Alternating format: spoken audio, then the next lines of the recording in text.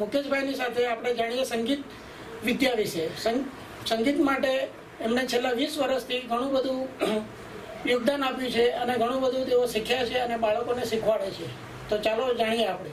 છેલ્લા 20 વર્ષથી હું છોકરાઓને સંગીત શીખવાડું છું. તબલા પોતે મારા ગુરુજી પંડિત અન્ના સાહેબ થત્તેની પાસે 10 વર્ષ મેં તાલીમ લીધી છે. હજી બી એમના દીકરાની પાસેથી 10 વર્ષથી તાલીમ લઉં છું. હજી ચાલુ જ છે મારું શીખવાનું અને છોકરાઓને શીખવાડું છું.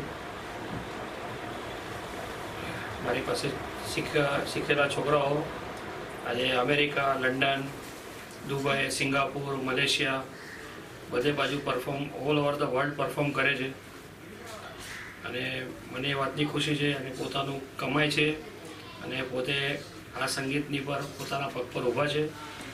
તો એ માટે મને બહુ ખુશી છે અને હજી બી બધા છોકરાઓનું મારું વિદ્યાદાનનું કાર્યક્રમ ચાલુ જ છે.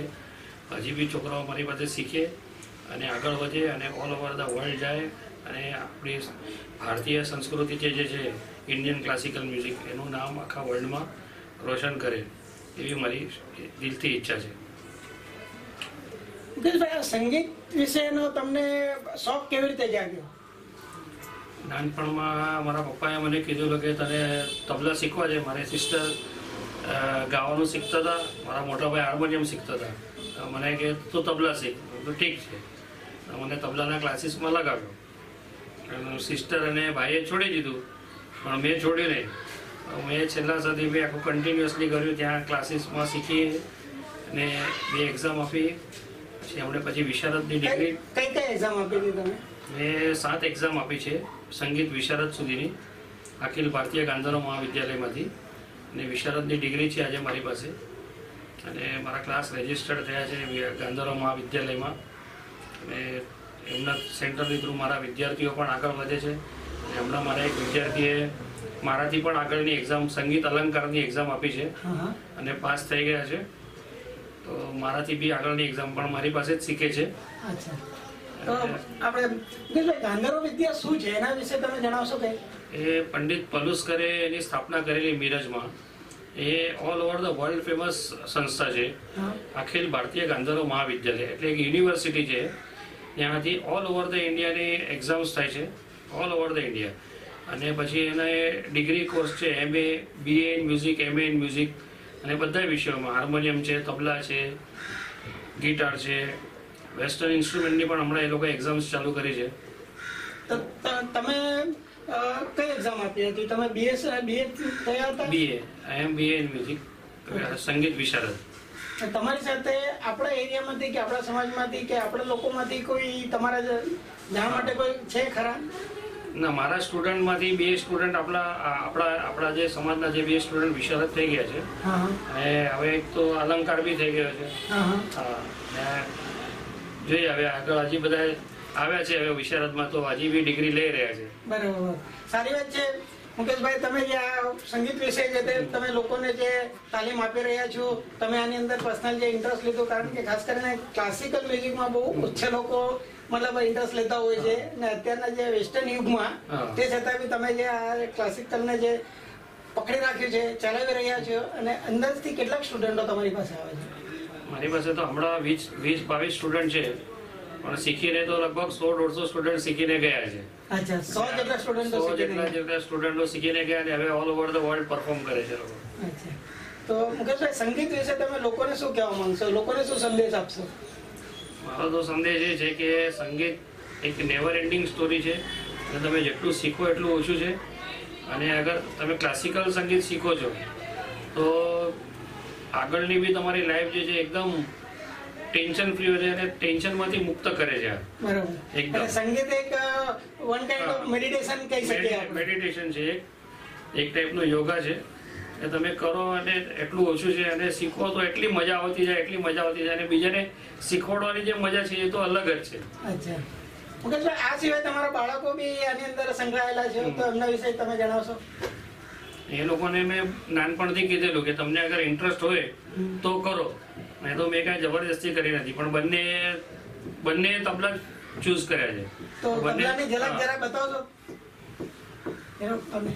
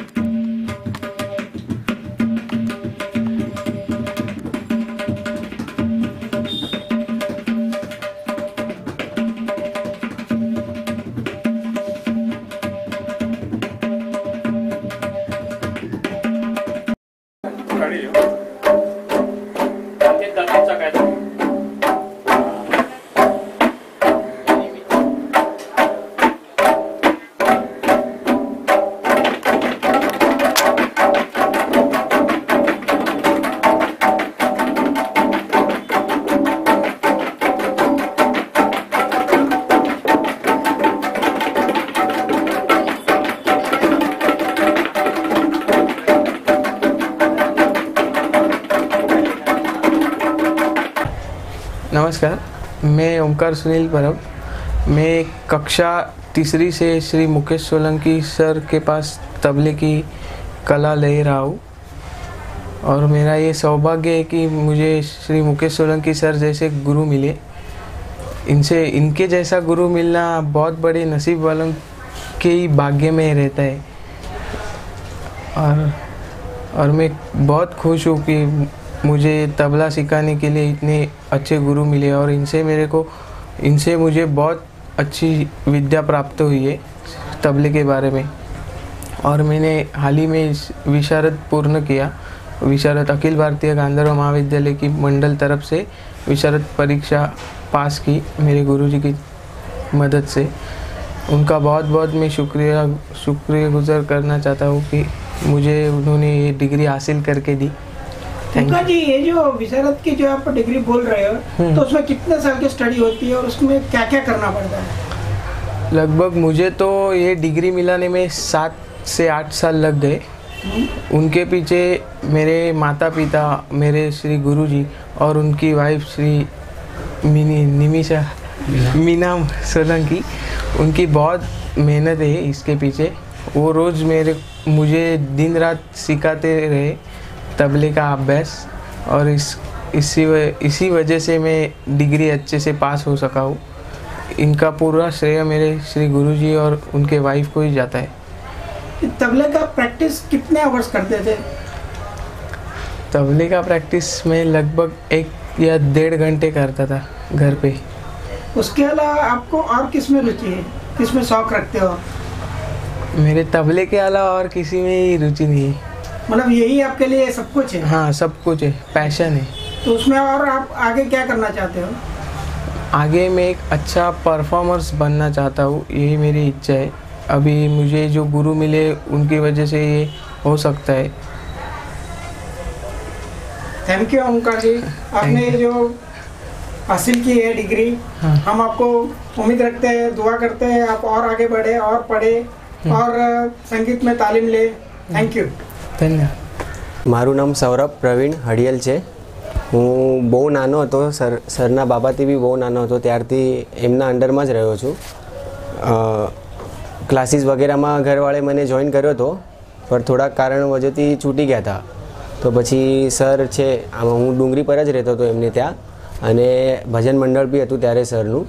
તો એ ટાઈમ પર સરે મને બોલાવ્યો હતો અને સરે મને ત્યારથી એમના પાસે રાખીને એમના પાસે જે કાંઈ બી જ્ઞાન હતું, હાર્મોનિયમનું, ક્લાસિકલ નોટેશન્સ, કાંઈ બી રાગ વગેરે જે કાંઈ બી હતું એ બધું એમને મને આપ્યું। એમના અંડરમાં રહીને જ અત્યારે હું હાર્મોનિયમ બી વગાડી લઉં છું, કીબોર્ડ બી વગાડું છું અને સાથે સાથે બેન્જો બી વગાડું છું। અને એમના સાથે રહીને જોઈને મને થોડું તબલા અને ઢોલક બી એમને બધું બતાવ્યું અને થોડું મને ફાવી જાય છે। તો હું બહુ નાનો હતો ત્યારથી એમના અંડરમાં જ છું ને મ્યુઝિક જ શીખ્યું છું એમના પાસે।